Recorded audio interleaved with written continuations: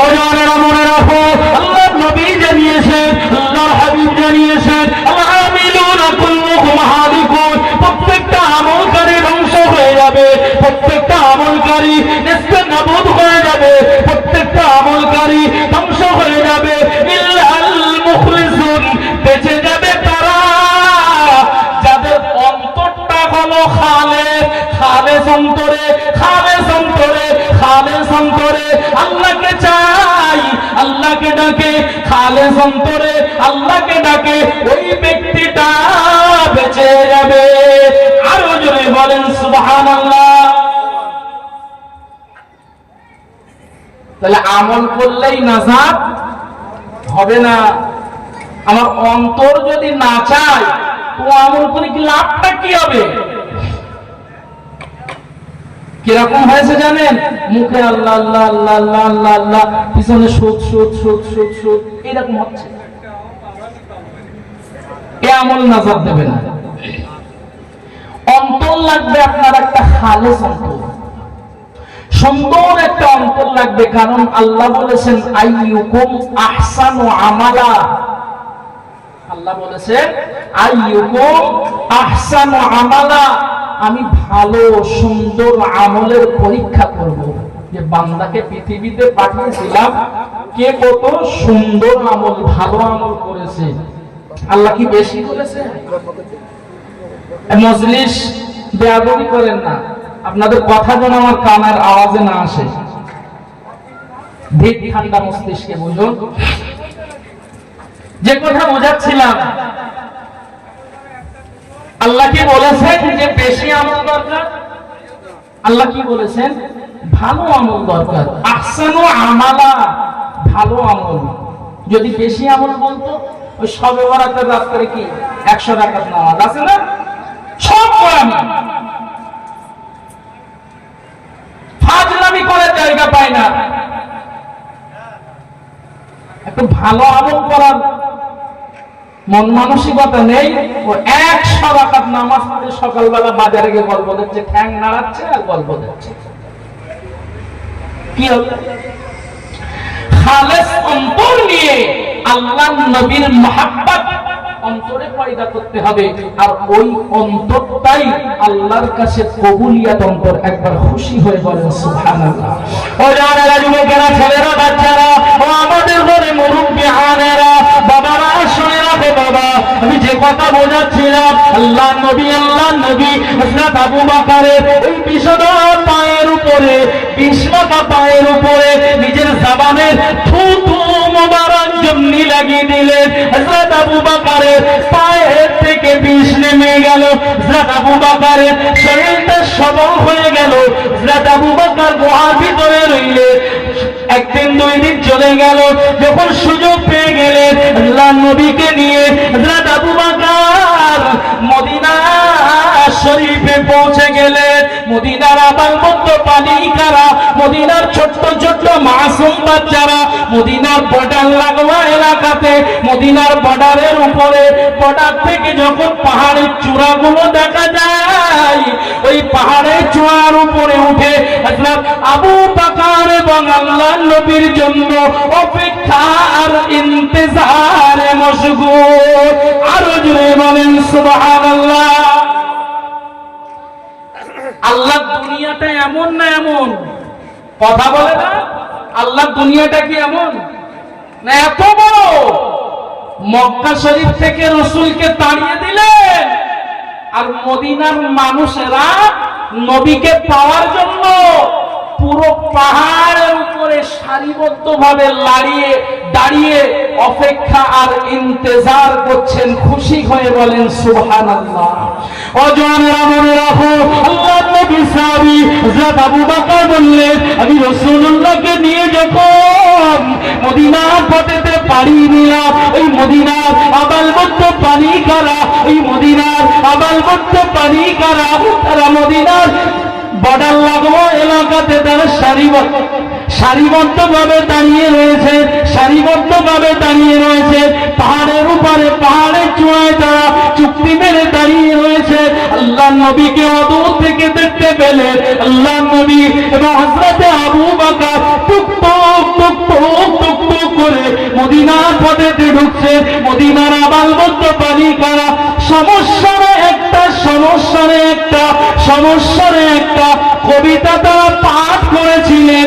তলাল বাদরু আলাইনা মিন সানিয়াতিল বিদাই ওয়াজাবা শুকরু আলাইনা মাদা বিল্লাহ হিদাই। ও জানেরা, যুবকেরা, ও ছেলেরা, বাচ্চারা, আল্লাহর নবীকে পেয়ে মদিনার মানুষরা যেন আসমানের চাঁদ হাতে পেয়ে গিয়েছিলেন। আরো জোরে বলেন সুবহানাল্লাহ। এদিকে মক্কার মানুষেরা নবীকে তাড়িয়ে দিল, অন্যদিকে মদিনার মানুষেরা নবীকে পাওয়ার জন্য তারা মদিনার বর্ডার লাগোয়া এলাকায় চুক্তি মেরে দাঁড়িয়ে রইলেন। আর নবী আর হযরত আবু বকরকে যেমনি দেখলেন, আল্লাহর নবী আর হযরত আবু বকরকে যেমনি দেখলেন, তিনারা কবিতা পড়তে শুরু করলেন। তলাআল বাদরু আলাইনা মিন সানিয়াতিল বিদাই ওয়াজাবা শুকরু আলাইনা মাদা লিল্লাহি দা। মদিনার মানুষেরা আল্লাহর নবীকে পেয়ে যেন তারা আসমানের চাঁদকে হাতে পেয়ে গিয়েছিলেন। আরো একবার বলেন সুবহানাল্লাহ। এই নবী যখন মক্কা থেকে মদিনাতে গেলেন, আল্লাহর নবীকে সাহাবায়ে কেরাম কেমন ভালোবেসেছেন আর মুহাব্বত করেছেন, এটা আমি বোঝাতে যে এই পর্যন্ত এসেছি। 1.5 ঘন্টা অতিক্রম হয়ে গিয়েছে স্টেজে এসেছি। আল্লাহ পাক যদি দয়া করে আরো যত সময় থাকবো, নবীর মুহাব্বত কি করে অন্তরে স্থান দেব, এই বিষয়ের উপরে কিছু কথা। আল্লাহর নবী মক্কা শরীফ ছেড়ে মদিনাতে আসেন, এদিকে মক্কায় শোরগোল পড়ে গেল, কারণ ভক্ত তো আছে, ঠিক না? নবীর মুহাব্বতের মানুষ আছে না নেই? নবীর মুহাব্বতের মানুষ মদিনাতে রয়েছে, কিন্তু এই মদিনার মানুষগুলা নবীর প্রেমে দেওয়ানা হয়ে গেলেন। আল্লাহর নবী ওখানে রয়েছেন, আর দুইজন সাহাবী, ছোট্ট মাসুম বাচ্চা, নবীকে এসে বলছে, হুজুর আপনি মদিনাতে এসেছেন, তবে আমাদের একটা দাবি আছে হুজুর। আল্লাহর নবী বলছে, বাবা কি দাবি? ও জানেরা, মনে রাখো, যুবকেরা মনে রাখো, আমার ছেলেরা, বাচ্চারা, তরুণেরা মনে রেখে দাও। আল্লাহর নবী সাহাবী হযরত আবু বকর বললেন, মদিনার দুইজন ছোট্ট ছোট্ট বালক এসে নবীর সামনে বললেন, ইয়া রাসূলুল্লাহ, ইয়া হাবিবাল্লাহ, হুজুর আমরা আপনাকে বলছি, হুজুর একটা কথা সাক্ষী আপনাকে দিতে হবে, আপনি যতদিন পৃথিবীতে হায়াতে থাকবে আপনাকে মদিনাতে থাকতে হবে। আপনি যখন পৃথিবী থেকে পরলোক গমন করবে, আপনি যখন কবর জগতের বাসিন্দা হয়ে যাবে, তখনও আপনাকে মদিনাতে থাকতে হবে। আরো জোরে বলেন সুবহানাল্লাহ। বাচ্চাদের মাথায় ঘিনু আছে না নেই? আল্লাহর নবীকে মক্কা থেকে তাড়িয়ে দিল, মদিনাতে গেল, মদিনার মানুষেরা যেন চাঁদ হাতে পেলেন। দুইজন বাচ্চা, তেনারাও নবী সাহাবী, আমার নামটা এই মুহূর্তে স্মরণ আসছে না, নবীকে বলছেন, হুজুর আপনি যতদিন বাঁচবেন আপনাকে মদিনাতে থাকতে হবে, আপনি যখন কবর জগতের বাসিন্দা হবে আপনাকে তখনও মদিনাতে থাকতে হবে। আল্লাহর নবী বলছেন, বাবা আমি তোমাদের এই কথায় রাজি হয়ে গেলাম। জোরে বলুন সুবহানাল্লাহ। আল্লাহর নবী মদিনাতে শোয়ার কারণে, ইন্তেকালের পরে মদিনাতে শোয়ার কারণে মদিনার দামটা আমার আল্লাহ পাক আরশে আজিমের থেকে বেশি করে দিয়েছেন। জোরে বলেন, আরো জোরে বলেন সুবহানাল্লাহ। বিস্তারিত কথা, অত কথা বলবার আমি অবকাশ পাবো না। আমি যেটা বোঝাতে চাইছিলাম, এই মক্কা শরীফে নবীর কিছু ভক্ত আছে না নেই? আছে। কি পুরুষ, কি বালিকা, কি আবার ভক্ত বালিকা, এরকম ভিতরে তাদের ভিতরে শোরগোল শুরু হলো যে নবী মক্কাতে নেই, আমরা মক্কাতে থাকবো না।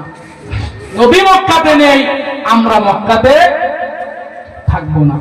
অজওয়ানেরা, যুবকেরা, ছেলেরা, বাচ্চারা ও আমাদের ঘরে মুরব্বিয়ানেরা, বাবারা, শুনে রাখো বাবা, এইরকম করতে করতে মদিনার 9 জন মহিলা, মক্কার 9 জন মহিলা, তারা নিজেদের বাচ্চাগুলোকে নিয়ে গভীর রাতে মক্কা ছেড়ে দিয়ে মদিনার পথেতে পাড়ি দিলেন। আমাদের নবী মক্কাতে নাই, আমরাও মক্কাতে থাকবো না। আমাদের নবী মক্কাতে নাই, আমরাও মক্কাতে থাকবো না। আমাদের নবী মদিনায়, আমরাও মদিনাতে চলে যাব। আরো জুড়ে বলেন সুবহানাল্লাহ।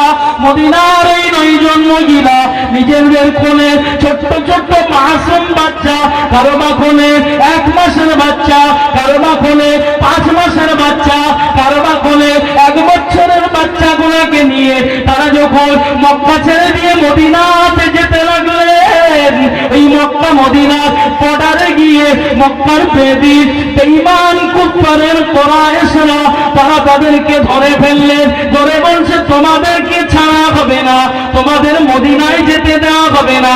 তোমরা যদি মদিনাতে যাও, তোমাদের এই ছোট্ট ছোট্ট নূরানি মাসুম বাচ্চাগুলোকে আমরা জ্যান্ত মেরে ফেলবো, তাদেরকে আমরা এখানেই কতল করে দেব। মক্কার ওই 9 জন মহিলা বলেছিলেন, এই মক্কার বেদী বেঈমান কুফারের কোরাইশরা, শুনে রাখ, আমাদের নবী মক্কাতে নাই, আমরাও মক্কাতে থাকবো না। আমাদের নবী মদিনায়, আমরাও মদিনাতে চলে যাব। এর জন্য যদি আমাদের কোলের এই ছোট্ট ছোট্ট মাসুম বাচ্চাগুলোকে কুরবানি করতে হয়, তাও আচ্ছা, আমরা তাতেও রাজি আছি। এই কথা বলার সাথে সাথে মক্কার বেদী বেঈমান কুফারের কোরাইশরা ওই মায়েদের কোল থেকে ছোট্ট ছোট্ট মাসুম বাচ্চাগুলোকে ছিনিয়ে নিল। ওই মাসুম বাচ্চাগুলোকে জমিনের উপরে শুইয়ে দিলে, জমিনের উপরে শুইয়ে দিলে। ওই বাচ্চাগুলো চিক মেরে কাঁদছে, বাচ্চাগুলোর বুকের উপরে পা চাপিয়ে দিয়েছে, বাচ্চাগুলোর বুকের উপরে পা চাপিয়ে দিয়ে ছোট্ট ছোট্ট মাসুম বাচ্চাদের গলায় ছুরি চালিয়ে দিয়েছে। নিষ্ঠুরের জাতেরা যখন ছোট্ট ছোট্ট মাসুম বাচ্চাদের গলায় ছুরি চালিয়ে দিল, ওই মায়েরা এই কাটা বাচ্চাগুলোকে, মরা বাচ্চাগুলোকে নিজের বুকের উপরে জড়িয়ে ধরলেন।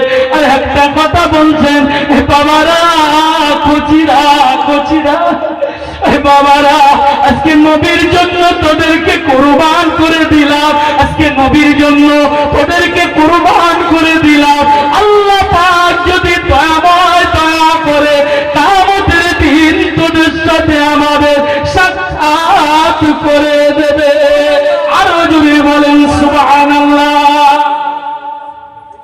শুরুতে আয়াত পড়েছিলাম, হাদিস পড়েছিলাম, রাসূল বলেছেন, তোমার পিতামাতা, সন্তান সম্পত্তি, বিষয় সম্পত্তি অপেক্ষা আল্লাহর নবীকে মুহাব্বত করতে হবে। আর এই নবীর মুহাব্বত যদি না থাকে, তুমি মুমিন না। কথা মিলে যাচ্ছে না?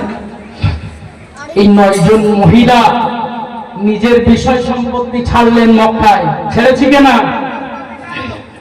বিষয় সম্পত্তি ছাড়লেন, নিজের জন্মভূমিটাও ছেড়ে দিলেন।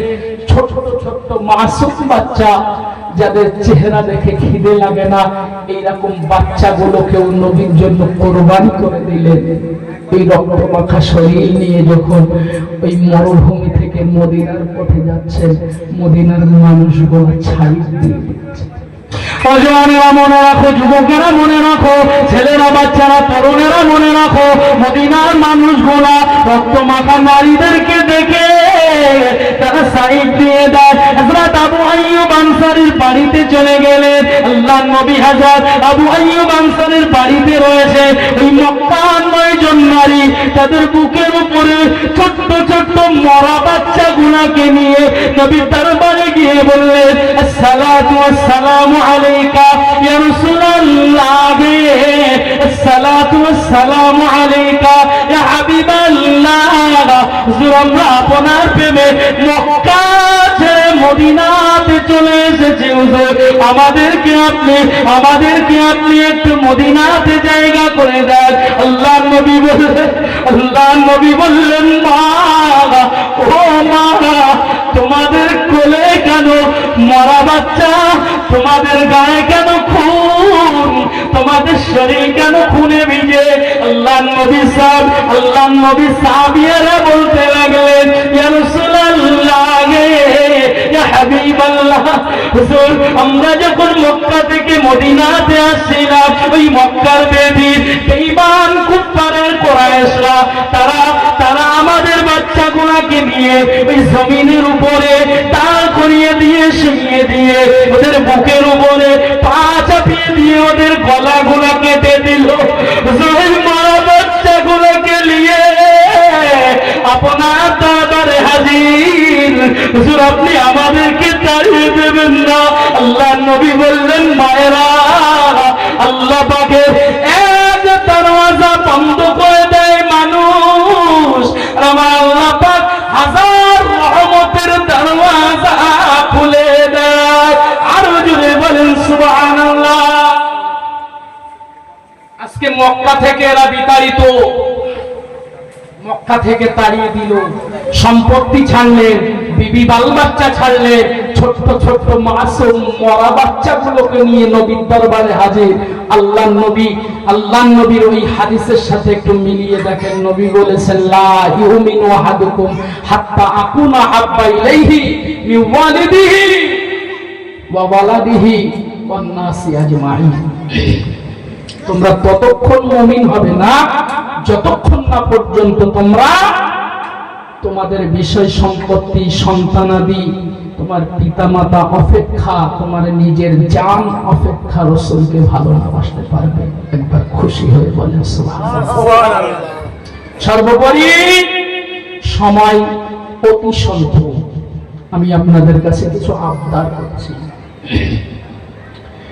আপনি মানুষ, আজ আমি এই পর্যন্ত ইতি করে দিলাম, আজ আর করবো না। যদি কিছু প্রয়োজনীয় কথা থাকে সেগুলো বলবো। বর্তমান সময় খুব মুসিবতের সময় আমরা বাস করছি ভারতবর্ষের মানুষ। জানেন, কেন্দ্রে বিজেপি সরকার আর আমাদের রাজ্যে টিএমসি সরকার, এই টোটাল কেন্দ্র সরকারের বটাপ অনুযায়ী রাজ্য চলে। আর মুসলমানদের বাপদাদার যে অকাপ সম্পত্তিগুলো আছে, আমাদের পূর্বপুরুষরা যারা তাদের পরবর্তী জেনারেশনের জন্য অকাপ করে গিয়েছিলেন, মসজিদ, মাদ্রাসা, কবরস্থান, খানকা, ঈদগাহ, এইগুলাকে নিজেদের কবজায় নেওয়ার জন্য ব্যস্ত হয়ে আছে। ভাই, এতদিন যা করেছেন, আমার কথাগুলো যেন পার্টিগত দিক দিয়ে নেবেন না। আমি পার্টির কথা বলতে আসিনি এখানে, একদম ক্লিয়ার কথা বলছি। আমি কোন পার্টির লোক না, আমি কোন পার্টির কথা বলতেও আসিনি। তবে আপনি মুসলমান হিসাবে আমার আপনার ঈমান বাঁচানো দরকার আছে না নাই? কথা বলে না? আছে। ঈমান বাঁচানো দরকার আছে। কেউ যদি শিরিক করে আর ওই শিরিকে যদি আমি অংশগ্রহণ করে সাহায্য করি, ওই ব্যক্তিটার ঈমান থাকবে? হুজুর আল্লামাকে মানেন? হুজুর আল্লামা বসে আল্লামা রহুল আমিন মানেন তো? হুজুর ফতোয়া আমি নিয়ে লিখেছে, এই পুজো মণ্ডপে পুজো হয় না, এই পূজায় যারা দোকান দেয় ও দোকানের ইনকাম খাওয়া হারাম। তাহলে আজকে যারা শিরক আর কুফরের সাথে যুক্ত, আমি নাম করেই বলে দিচ্ছি, কেন্দ্রের বিজেপি নামীয় সরকার আর রাজ্যের টিএমসি নামীয় সরকার মুসলিমদের যে অকাপ সম্পত্তি, এই কারণে আমি এদেরকে ঘৃণা করতে বলছি। ভোট কাকে দেবেন সেটা আপনি জানবেন, মালিক জানেন। আমি কাউকে ভোটের কথা বলছি না, আর বলবো না, কোনোদিন বলিনি আর বলবো না। কিন্তু আমার অকাপ বাঁচাতে হবে। কথা ঠিক বলছেন?